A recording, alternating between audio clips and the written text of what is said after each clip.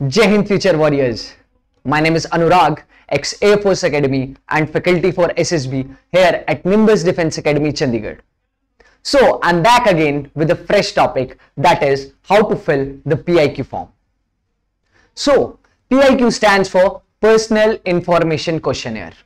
ये एक फॉर्म होता है जो कि कैंडिडेट्स को दिया जाता है उनके स्टेज 1 खत्म होने के बाद. जो सारे कैंडिडेट स्क्रीन्ड इन हो जाते हैं, सो उसके बाद जो डॉक्यूमेंटेशन प्रोसेस होती है उस टाइम पे उन्हें ये फॉर्म दिया जाता है जिसमें कि कुछ क्वेश्चंस होते हैं, कुछ डिटेल्स होती हैं जो कैंडिडेट्स को भरनी होती है. So in this video we are going to know how to fill the PIQ form in a justified manner, because many candidates don't know यार कि क्या भरना चाहिए क्या नहीं भरना चाहिए, and that is where their first impression during the personal interview lack. So beforehand if we know कि यार PIQ फॉर्म कैसे भरना है, definitely we have a good upper edge just before our personal interview. Got it? So we will be starting with the filling of the PIQ form, but before that this is everything about me as you already know, जो कि तुमने last video में भी देख लिया था. Now coming to the results which are produced by Nimbus Defense Academy in the exams, really amazing, whether we are talking about the NDA thing, whether we talk about CDS or FCAT. This is our SSB team which is continuously working here to train the candidates in a better way so that they perform well during their SSBs and mainly during their life. So you can definitely connect with us and this team will definitely make your SSB journey a more reliable and easy to get that recommendation. Now we will be coming to our main topic, that is the PIQ form. Now I will be showing you कि PIQ form कैसा दिखता है and how we have to fill in all the details of the PIQ form. So ऐसे कुछ करके PIQ form आपको दिया जाता है. ठीक है, अब हम धीरे धीरे भरेंगे कि PIQ form को कैसे भरा जाता है. ठीक है,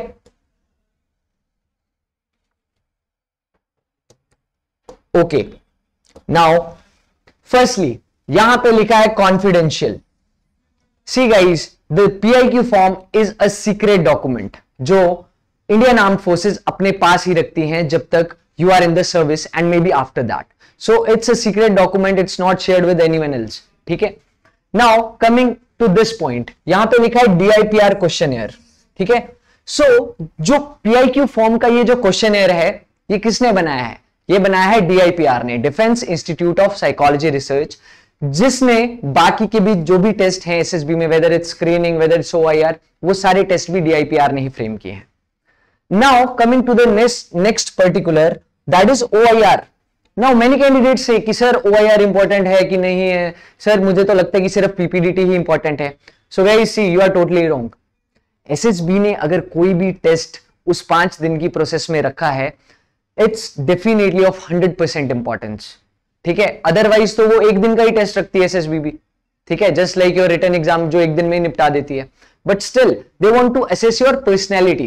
got it? So that's why ये 5 दिन की प्रोसेस उन्होंने रखी है और जो भी टेस्ट है that is of equal importance देव.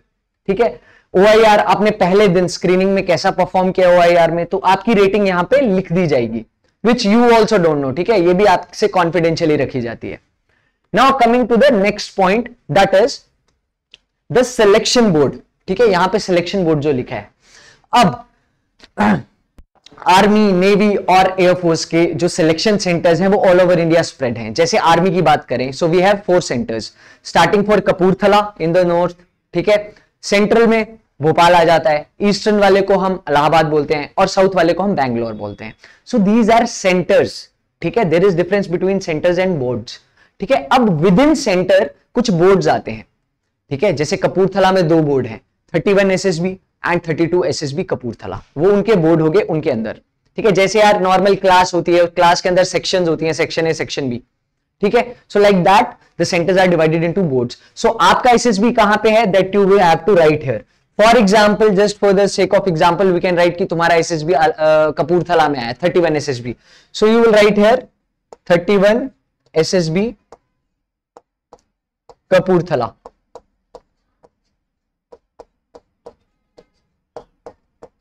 ठीक है, now next is the batch number. अब जो तुम्हारा बैच पर्टिकुलर जिसने रिपोर्ट किया है उसका एक यूनिक आइडेंटिफिकेशन नंबर होगा, ठीक है। So that you can write here, वो तुम्हें मिल जाएगा कॉल अप लेटर पे, या तो मेंशन होगा या फिर वहां जाके तुम्हें लग जाएगा पता।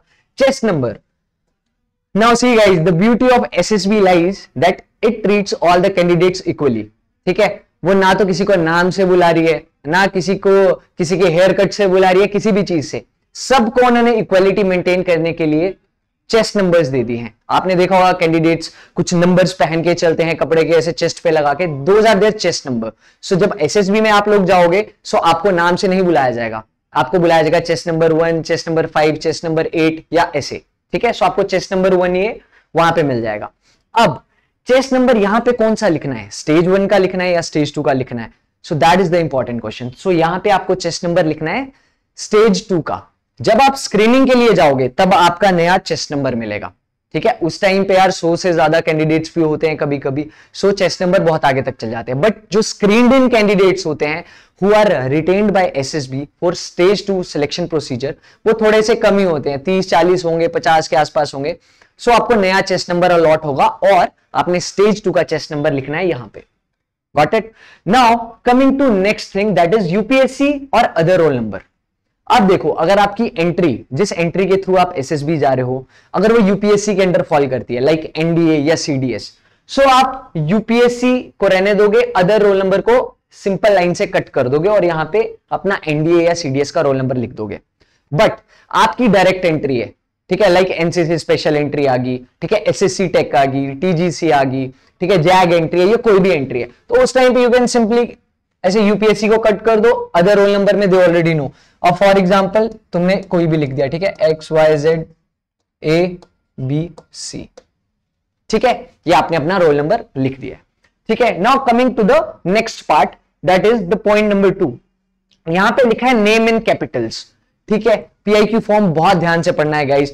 देखो यहां पे नेम इन कैपिटल्स सिंपली लिखा है, but let me tell you, वहां पे 60 से 70% कैंडिडेट्स ऐसे होंगे ना, उनका प्रेजेंस ऑफ माइंड पता नहीं कहां पे होगा, वो स्टिल छोटे छोटे में अपर केस और लोअर केस यूज कर देंगे। सो यार यहां पे अगर नेम इन कैपिटल्स लिखा है सो डेफिनेटली कैपिटल में ही लिखो, ठीक है। You can write your name जो भी है तुम्हारा, ठीक है, in capitals. Now next coming to father's name, ठीक है, write your father's name also in capitals, ठीक है। जैसा कि आपकी 10th की मार्कशीट पे और प्लस 2 की मार्कशीट जो डॉक्यूमेंट्स पे है ऑफिशियली, वो आप कैपिटल में वैसे लिख सकते हो। श्री, मिस्टर वगैरह यूज करने की कोई जरूरत नहीं है, they already know you respect your parents a lot, ठीक है, दैट्स सिंपल, ठीक है। So you can just write the name as mentioned in documents. Got it?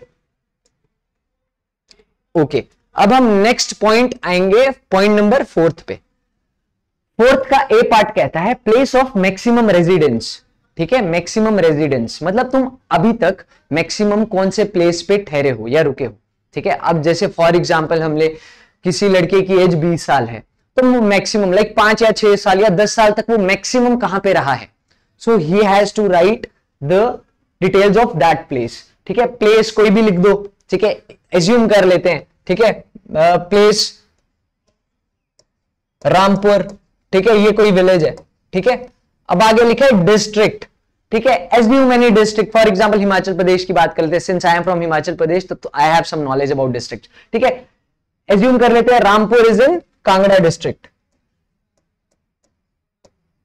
Kangra district, ठीक है, रामपुर, कांगड़ा, और आगे क्या है, स्टेट, ठीक है, स्टेट। अब this fall in Himachal Pradesh, तो मैं एचपी लिख दूंगा तो काफी उन्हें लग जाएगा पता, पूरा हिमाचल प्रदेश लिखने की जरूरत भी नहीं है। इसके बाद ये छोटा सा पॉइंट यहां पे ऑब्जर्व करने वाला है, यहां पे लिखा है with approximate population of the place, ठीक है, with approximate population of the,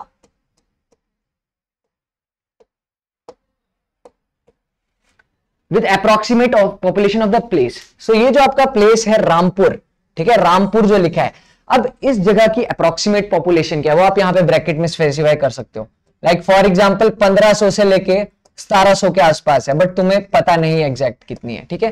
this information is available on net, या अपने पापा से पूछ लेना या फैमिली से पूछ लेना जिनको थोड़ा सा एरिया के बारे में नॉलेज है। सी, आपने ये तो लिख दिया रामपुर की पॉपुलेशन, बट इसका मतलब ये नहीं है आपको हिमाचल की पॉपुलेशन नहीं पता। See, you have lived in that state for most period of your lifetime till now. So you should know everything about Himachal Pradesh also and Kangra also. Got it? Simple. Now coming to next part, place of present residence. Presently आप लोग कहां पे रह रहे हो? कुछ आप में से कैंडिडेट्स होंगे जो कॉलेज कर रहे होंगे, जॉब कर रहे होंगे, तो प्रेजेंटली आप कहां रिसाइड कर रहे हो? ठीक है, सो आपको उस जगह के बारे में लिख देनी है details. For example like presently if I am living in Chandigarh for the purpose of teaching, ठीक है, तो मैं चंडीगढ़ में अभी प्रेजेंट रेजिडेंस अपनी लिख दूंगा, बट असली मेरे घर कहां पे है? हिमाचल में. ठीक है, बट मैं प्रेजेंटली क्या लिखूंगा? चंडीगढ़ में मैं कहां पे रहता हूं वो चीज, और आगे जाके approximate population of the particular sector या फिर एरिया जो चंडीगढ़ के अंदर है जहां पे मैं रहता हूं. Got it? Similar with place of permanent residence. अब परमानेंट रेजिडेंस कौन सा हुआ? जो हमारे आधार कार्ड पे है. ठीक है, जहां पे हमारे पापा मम्मा का मेन घर है या दादू दादी जी का मेन घर, जहां पे भी हम कहते हैं. ठीक है, so that is our permanent residence. Same is these things. अब लास्ट पॉइंट देखो, यहां पे ये बहुत इंपॉर्टेंट पढ़ने वाला है, वेदर डिस्ट्रिक्ट हेडक्वार्टर और नॉट. अब बहुत सारे बच्चों को ये पता ही नहीं होता डिस्ट्रिक्ट हेडक्वार्टर क्या होता है. Now see, we live in India, right? India की कैपिटल है न्यू दिल्ली, मतलब इंडिया का मेन हेड ऑफिस है न्यू दिल्ली में. Similarly there are some states in India, जैसे taking example of Himachal Pradesh. ठीक है, हिमाचल प्रदेश की कैपिटल है शिमला में. सो हिमाचल प्रदेश की मेन हेड ऑफिस कहां पे है? शिमला में. वैसे ही हिमाचल प्रदेश के अंदर कुछ हिमाचल प्रदेश के अंदर कुछ डिस्ट्रिक्ट्स आती हैं. सो हर डिस्ट्रिक्ट का कहीं ना कहीं मेन जगह पे हेड ऑफिस होता है. Got it? अब अगर मेरी डिस्ट्रिक्ट जैसे कांगड़ा है, तो अगर इसका हेड ऑफिस रामपुर में है, so I will write here yes. ठीक है, कि जिस प्लेस से मैं आता हूं वहीं पे मेरी डिस्ट्रिक्ट का हेडक्वार्टर है. अगर यस है तो यस, अगर नहीं है, फॉर एग्जांपल कांगड़ा का हेडक्वार्टर जैसे धर्मशाला में है, so I will write no. Simple. ठीक है, that's all. Okay, now we come to the next part, that is the fifth part. Fifth part में लिखा है स्टेट एंड डिस्ट्रिक्ट. नॉर्मल लिख दो जो भी है तुम्हारी स्टेट. ठीक है, हिमाचल प्रदेश एंड चंबा या जो मर्जी है. Religion, Hindu, Muslim, Sikh, Christianity. This you can write here in religion column. ठीक है, now next comes to the category of people, whether SC, ST, OBC. अब देखो, जो इन तीनों में बिलोंग करता है, they can simply write here SC, ST, OBC. But like those who belong to any other category, they can write there यहां पे सिंपल सा. जो जनरल में बिलोंग करते हैं वो भी यहां पे सिंपल जैसे जनरल लिख सकते हैं. ठीक है, या फिर कोई और अलग कैटेगरी में करते हैं, दे कैन राइट हियर सिंपली.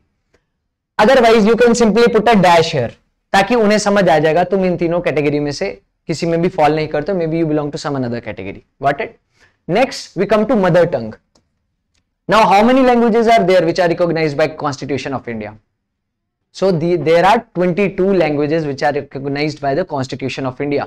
और उन 22 languages में से अगर आप कोई भी language use करते हो, मराठी, मलयालम, कुछ भी, तो आप वो लिख दो. अदरवाइज हिंदी तो हम बेसिक यूज करते ही हैं. सो you can simply write here कि हम मोस्टली कौन सी लैंग्वेज यूज करते हैं. ठीक है, next is date of birth. In this format you can write date, month, year. ठीक है, इसमें मैरिड हो, सिंगल हो या विडोअर हो, मोस्टली सिंगल हो. ठीक है, वो भी प्योर वाले, मुझे पता है तुम सारे. ठीक है, सो सिंगल लिख दो यहां पे. ठीक है, बाकी नेक्स्ट 6th वाला कॉलम है पेरेंट्स अलाइव. ठीक है, सो अगर पेरेंट्स आपके जीवित हैं सो आप यस कर देंगे. And if unfortunately if your parents are not alive, उनमें से कोई एक अलाइव नहीं है, सो आप नो पे टिक कर देंगे. ठीक है, और नेक्स्ट कॉलम है if not alive your age at the time of fathers या मदर्स डेथ. सो अगर आपके पेरेंट्स में से कोई अलाइव नहीं है तो आपकी उम्र क्या थी जिस टाइम पे वो एक्सपायर हुए. तो आप फॉर एग्जांपल यहां पे लिख सकते हो 17 was the age when my father expired. Just for a example I am giving. ठीक है, just for example. Okay, now let us come to the next point, 6th का सी पॉइंट. ठीक है, यहां पे लिखा है parents, guardians and siblings, occupation and income. ठीक है, ध्यान से पढ़ना है यार. ठीक है, जो भी डिटेल पीआईक्यू में है ध्यान से पहले पढ़ो कि क्या डिमांड कर रही है. ठीक है, फिर जाके लिखो. ऐसे कुछ भी लिखने से कुछ नहीं होने वाला, सिंपल सी बात है. ठीक है, now firstly coming to father. ठीक है, अब फादर आपके कहां तक हाईएस्ट क्वालिफिकेशन उन्होंने कौन सी अटेन की है. फॉर एग्जाम्पल उन्होंने बीएससी की है. ठीक है, BSc, so you can simply write here BSc. अब बीएससी उन्होंने किस में की है, that also you can mention, ठीक है, in case you want to be थोड़ा सा ज्यादा इंफॉर्मेटिव, जैसे सिंपल नॉन मेडिकल की है, ठीक है, नॉन मेडिकल जैसे पीसीएम में होती है, सो आप ऐसे लिख सकते हो। अब ऑक्यूपेशन में, व्हाट इज हिज ऑक्यूपेशन, ठीक है, ही इज अ टेलर, ठीक है, he is a businessman, he is a government job, he is in army और समथिंग, तो आप उनकी एक्स सर्विसमैन वगैरह लिख सकते हो और ब्रैकेट में उनका रैंक लिख सकते हो, ठीक है, that's totally fine. Income per month, ठीक है, मंथ की पूछिए यहां पे, सो यू कैन सिंपली राइट जितनी भी है, ठीक है, रुपीज XYZ, ठीक है, जो भी है। Similar case with the mother, ठीक है, मदर की एजुकेशन क्या है, उनकी ऑक्यूपेशन क्या है। नाउ सी, जिनके मदर वर्किंग नहीं है, they can use the word home maker, ठीक है, home maker, like because we all know यार, हमारी जो मदर्स हैं दे कंप्लीट आवर होम, ठीक है, they are the maker of our home, that's why we can use home maker term for them, ठीक है, जिनके ममा अगर कोई ऑक्यूपेशन में नहीं है। Then the last income per month, अगर कुछ है तो लिख दो, अगर कुछ नहीं है जस्ट पुट अ डैश और you can right NIL, NIL, ठीक है। Next is guardian.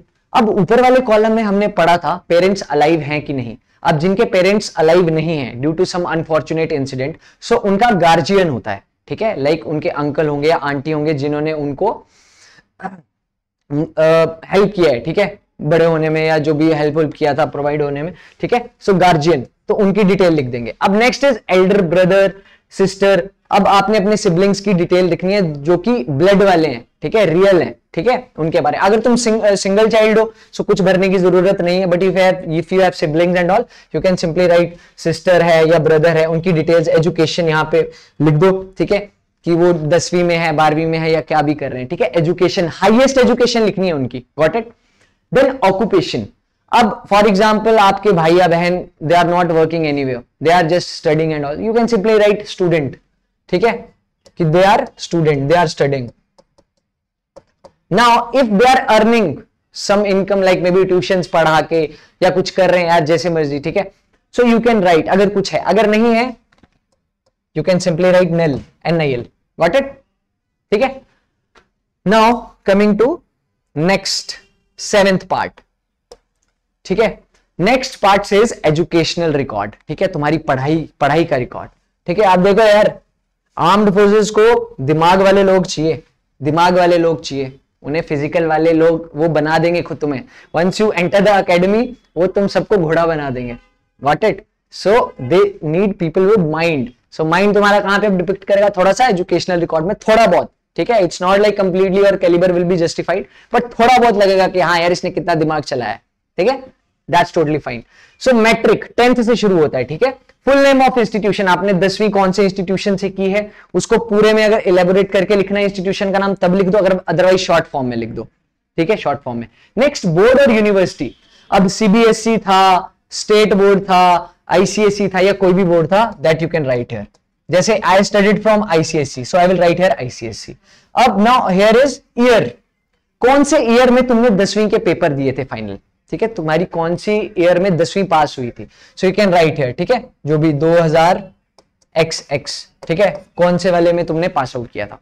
Next is division and marks percentage. अब जिन लोगों के 60% से ऊपर मार्क्स आए हैं उनके फाइनल एग्जाम्स में, so they are in the first division criteria, and percentage marks लिख दो, सो डिवीजन में आप लिख दोगे फर्स्ट एंड मार्क्स परसेंटेज, ठीक है, 74.5, जैसे ये कि मेरी परसेंटेज थी, ठीक है। Next is medium of instruction, अब जो पढ़ाई होती थी आपके इंस्टीट्यूशन में कौन सी लैंग्वेज में होती थी, so I studied in convent, तो वहां पे इंग्लिश था, ठीक है, मीडियम ऑफ इंस्ट्रक्शन क्लासेस जो है वो इंग्लिश में चलती थी, so I will write here English, ठीक है। नेक्स्ट इज बॉर्डर या डे स्कॉलर, अब बॉर्डर वो होते हैं जो हॉस्टलर्स होते हैं, जो स्कूल में हॉस्टल में रहते हैं, वो बॉर्डर कहते हैं। डे स्कॉलर वो होते हैं जो कि घर से डेली अप डाउन करते हैं, स्कूल जाते हैं फिर वापस घर आ जाते हैं, वो day scholar. So I was day scholar there, इसलिए मैं डे स्कॉलर लिख दूंगा, ठीक है। Now next is outstanding achievement if any. अब देखो यहां पे जो आउटस्टैंडिंग अचीवमेंट पूछी जा रही है that is only related to educational record, ठीक है। अब I have seen many candidates वो अपनी स्पोर्ट्स की अचीवमेंट्स यहां पे डाल देते हैं, कुछ जरूरत नहीं है, ठीक है, यहां पे आउटस्टैंडिंग अचीवमेंट सिर्फ अपनी पढ़ाई की ही डालो। लाइक 10th में तुम फर्स्ट, सेकंड या थर्ड आ गए हो, तुमने डिस्ट्रिक्ट लेवल में कहीं टॉप किया है किसी एग्जाम में, ठीक है। फॉर एग्जांपल ओलंपियाड्स होते हैं स्कूल टाइम पे, तुमने ओलंपियाड में अच्छा रैंक सिक्योर किया, you can right those things here, got it. बाकी सब जो अचीवमेंट स्पोर्ट्स वगैरह के लिए, उसके लिए अलग से कॉलम है, that we will be seeing now, ठीक है। So these are the things. इसके बाद 10+2 इक्विवेलेंट, ठीक है। अब देखो 12वीं में क्या होता है, जब हम आ जाते हैं तो हमारी स्ट्रीम्स डिवाइड हो जाती हैं, ठीक है। कुछ नॉन मेडिकल में आ जाते हैं, कुछ मेडिकल में, कुछ कॉमर्स में। सो you can be informative from your side. For example जैसे यहां पे थोड़ा सा एक गैप है ना, यहां पे तुम खुद अपने सब्जेक्ट्स मेंशन कर दो। पीसीएम लिख रहे हो तो इंटरव्यूइंग ऑफिसर को इंडिकेशन पहुंच जाएगी कि तुम एक नॉन मेडिकल के स्टूडेंट हो, गॉट इट। उसे थोड़ा तुम्हारा बैकग्राउंड लग जाएगा पता। This you can do from your own side यार, ठीक है। Interview is going to be very short, 30 minute का चलता है, किसी का 1 घंटे का, किसी का 1.5, किसी का 2 घंटे भी। सो तुम जितना एक ओपन बुक की तरह उनके सामने रहोगे, एसएसबी वालों की तरह के सामने, उतना ही अच्छे से यार वो तुम्हें असेस कर पाएंगे। No need to hide anything guys, simple, ठीक है। Go natural what you are, ठीक है, सिंपल से जाओ। I guarantee you this thing, 5वें दिन जब रिजल्ट अनाउंस होने वाला होगा, उससे पहले you will have this feeling, and it's the best feeling in the world कि I gave my best, that's it. उसके बाद if I get selected that's also good, if I don't get selected यार it was amazing experience, simple, got it. PCM, अब full name of institution यहां पे भर दो, board कौन सा है, सीबीएसई या स्टेट बोर्ड है वो मेंशन कर दो, कौन से साल में तुमने +2 पास की है, 20XX, ठीक है। डिवीजन एंड मार्क्स परसेंटेज ये लिख दो जो भी है। मीडियम ऑफ इंस्ट्रक्शन क्या था, डे स्कॉलर थे या हॉस्टलर, आउटस्टैंडिंग अचीवमेंट सिमिलरली। अब तुम में से जो ग्रेजुएशन वाले हैं, फॉर एग्जाम्पल ग्रेजुएशन में तुमने बीटेक की है कुछ भी, तो तुम लिखते हो यहां पे बीटेक, ठीक है। बी इंफॉर्मेटिव, ब्रैकेट में स्पेसिफाई कर दो, सिविल में की है, मैकेनिकल में की है, इलेक्ट्रॉनिक्स एंड वो जो भी होता है, ठीक है, उसमें की है, किसी में भी की है। So you can mention here, यहां पे गैप होता है एक थोड़ा सा, यहां पे अपने कॉलेज का नाम, यहां पे यूनिवर्सिटी का नाम, यहां पे ईयर का नाम। अब तुम में से कुछ लोग होंगे जो कॉलेज परस्यू कर रहे होंगे, so they can write their expected year of passing out. For example कौन से ईयर में वो पास आउट होने वाले हैं, बाकी ईयर के नीचे या यहां पे कहीं ना कहीं छोटे से ब्रैकेट में लिख देना परस्यूइंग, ताकि इंटरव्यूइंग ऑफिसर को लग जाए पता ये अभी परस्यू कर रहा है कॉलेज, गॉट इट, सिंपल, ठीक है। Same thing. और बॉर्डर एंड डे स्कॉलर में यहां पे कॉलम में आता है, अब देखो many people live in PGs और समथिंग, ठीक है, बाहर जाके पीजी ले लेते हैं या कहीं पे रह लेते हैं, you can directly right that यार, ठीक है। जरूरी नहीं है यहाँ पे बॉर्डर और डे स्कॉलर लिखा तो वही लिखो, अगर उनमें से कुछ भी नहीं, तुम पीजी में भी रहते हो ना, you can simply write here PG, ठीक है, पीजी, बिकॉज हम रहे हैं यार वहां पे, what it, you have complete knowledge कि मेरा रूममेट भी कौन था, मेरा रेंट क्या था, तो डेफिनेटली वो पूछेंगे कि how was your stay at PG and all, क्या क्या चलता था, ठीक है। ये interviewing officer he asked you everything about it, got it. Similarly post graduation जो कर रहा है वो भी ऐसे ही भर लेगा इस सबको। Now I am done with my first page of PIQ and I hope कि आप सबको हर एक क्लैरिटी आ गई है। अगर किसी को कुछ क्लैरिटी नहीं होगी गाइस, डेफिनेटली कमेंट बॉक्स में मुझसे पूछ लेना कि सर ये वाली चीज समझ में नहीं आई, so we will discuss that thing out, got it. चलो अब हम सेकंड पेज पे चलते हैं, ठीक है। ये PIQ का फर्स्ट पेज हो गया।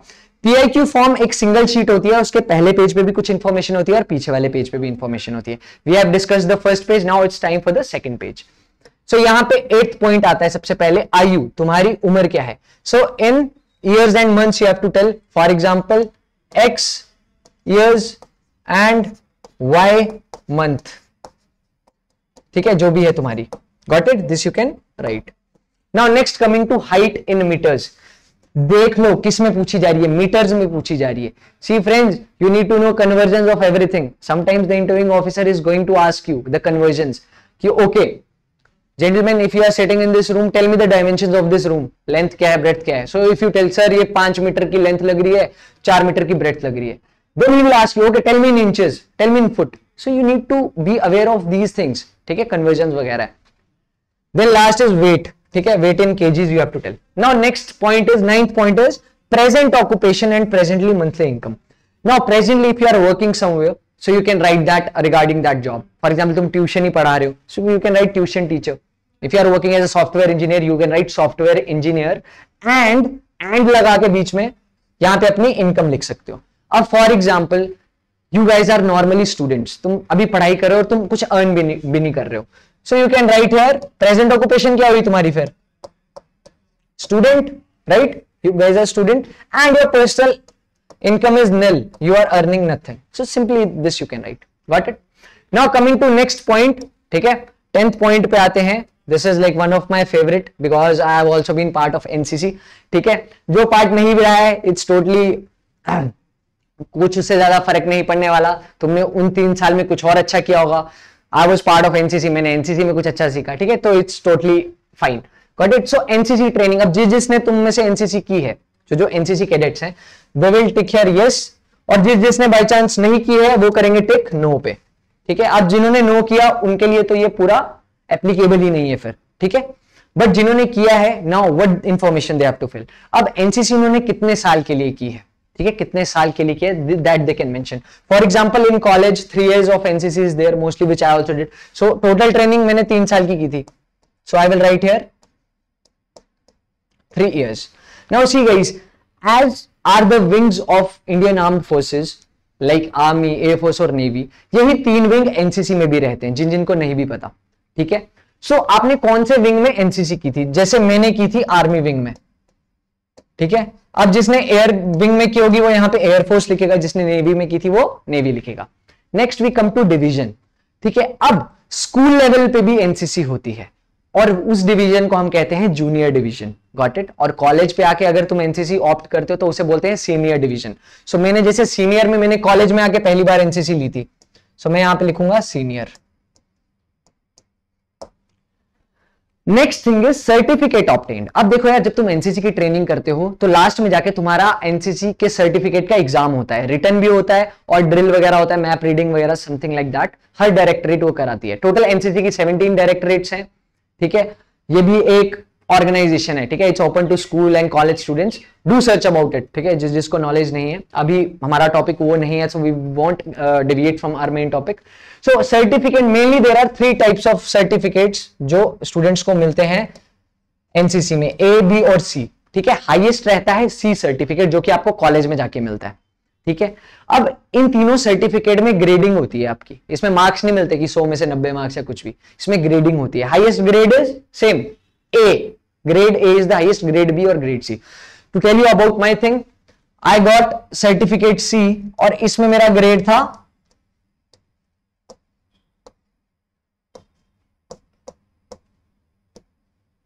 Grade A. ठीक है, so this I can mention on my own. यार ग्रेड में अपनी तरफ से मेंशन कर देता हूं, इसमें कुछ बुरा ही नहीं है. इसमें ना तो कुछ शो ऑफ वाली थिंग है. ठीक है, मैंने अपना सर्टिफिकेट बताया इंटरव्यूइंग ऑफिसर को कि मेरा सी है और आगे मैंने लिख दिया मेरा ग्रेड भी है. ठीक है, you are being informative from your own side. Got it? अब जिसने एनसीसी ट्रेनिंग की है, be ready to answer every question related to NCC. See guys, जो भी इंफॉर्मेशन यार तुम पीआईक्यू में भर रहे हो उसका तुम्हें, समझ रहे हो, सर के बाल से लेके पांव के नाखून तक सब पता होना चाहिए. सिंपल सी बात है. ठीक है, because you have had that experience. Got it? Now next 11th पे हम आते हैं participation in games and sports. ठीक है, नाउ गेम्स एंड स्पोर्ट्स यार, ठीक है, football, cricket, basketball, badminton, table tennis या कुछ भी, इंडोर में भी आता है आउटडोर में, तो आपने में से कुछ ने भी खेला है. You can simply write here कौन कौन सी गेम्स आपने खेली है. अब there are 3 type of candidates. पहले कैंडिडेट्स वो होते हैं जिनके कॉलेज या स्कूल में अपॉर्चुनिटी उन्हें स्ट्राइक करती है किसी स्पोर्ट में पार्टिसिपेट करने की और वो उस अपॉर्चुनिटी को ग्रैब कर लेते हैं. First type of students. Second type of students वो होते हैं जिन्हें अपॉर्चुनिटी ही स्ट्राइक नहीं करती. May be they have studied in some school और कॉलेज, वहां पे यार कुछ कंपटीशन ही नहीं हुआ तो उनकी कोई गलती नहीं है, सिंपली. तीसरे टाइप ऑफ स्टूडेंट्स वो होते हैं जिनको अपॉर्चुनिटी स्ट्राइक करती है बट मे बी उनकी प्रायोरिटीज उस टाइम पे कुछ अलग है. So it's totally fine. ठीक है, बड़े ज्यादा बच्चों की दिक्कत होती है, सर हमने तो कुछ खेला ही नहीं तो ये बैड इंपैक्ट करेगा. कुछ भी नहीं यार. ठीक है, be practical. They just need a trainable material who can shoulder great responsibilities and which we all can. ठीक है, we all have those OLQs. Basically these are HLQs. ठीक है, ह्यूमन लाइक क्वालिटीज. जो तुम OLQs बोलते हो वो human like qualities और हम सबके अंदर है, वो सिंपल सी बात है. ठीक है, सो अगर आपने खेला है तब भी आप लिख सकते हो. अदरवाइज अगर आप कोई गेम कैजुअली भी खेलते हो, लाइक इवनिंग में बैडमिंटन खेल लेते हो घर वालों के साथ, या इवनिंग में आप चेस खेल लेते हो, ठीक है, वॉलीबॉल खेलने चल जाते हो, you can right every game यार यहाँ पे. ठीक है, लाइक मैं आपको अभी थोड़ा सा एग्जांपल देता हूं. क्रिकेट, जैसे मैंने खेला है क्रिकेट.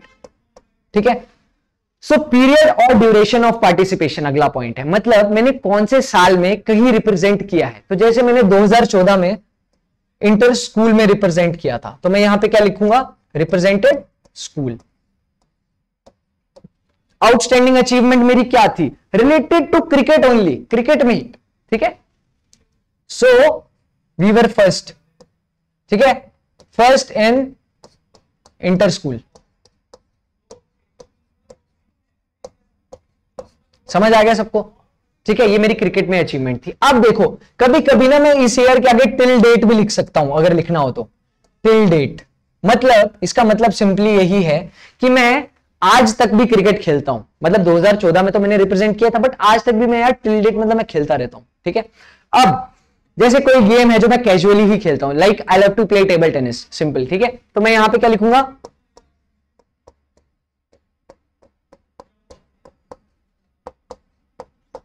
ठीक है, मैंने ये लिख दिया टेबल टेनिस। अब मैंने यार कभी रिप्रेजेंट नहीं किया, ठीक है, सो सिंपली खाली रख दूंगा, ना मैंने कुछ रिप्रेजेंट किया ना कभी खेला, but just for fun I play, ठीक है। सो अब interviewing officer he can ask me question related to table tennis कहीं से भी भाई, because I play the game.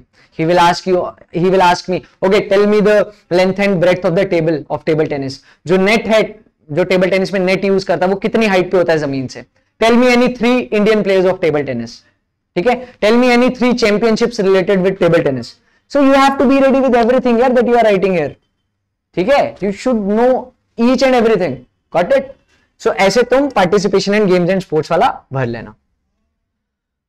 Next point हम आते हैं हॉबीज एंड इंटरेस्ट पे, ठीक है। अब हॉबीज एंड इंटरेस्ट क्या होती हैं, these are the things which we prefer to do in our leisure time. हमारा खाली टाइम दिन का मिलता है तो हम वो प्रेफर करते हैं कि हमें ये करना है। फॉर एग्जाम्पल कुछ हॉबीज कैसे हो सकती हैं, लिसनिंग टू म्यूजिक, ठीक है, रनिंग, इवनिंग में रनिंग करने जाते हैं, साइकिलिंग, रीडिंग बुक्स, फोटोग्राफी, ठीक है, प्लेइंग इंस्ट्रूमेंट, तुम में से अगर कोई इंस्ट्रूमेंट प्ले कर सकते, there are millions of hobbies यार, किसी की गार्डनिंग होती है, किसी की कुछ भी हो सकती है, got it. So you can simply write here hobbies and interest जो भी है, but the again thing is you should have complete knowledge. For example if you write your hobbies as reading books, so definitely he will ask you question like कि हाँ last week book कौन सी पढ़ी, tell me any 5 books that you have read, उनका author कौन है, उनमें तुमने लेसन क्या सीखा मेन, गॉट इट, ठीक है। कब कब अपनी हॉबीज तुम कब करते हो, मतलब कब टाइम निकालते हो दिन में, इवनिंग में पढ़ते हो बुक्स या मॉर्निंग में, किस टाइप की बुक्स पढ़ना पसंद है, novel, self improvement, so anything he can ask you, simple सी बात है।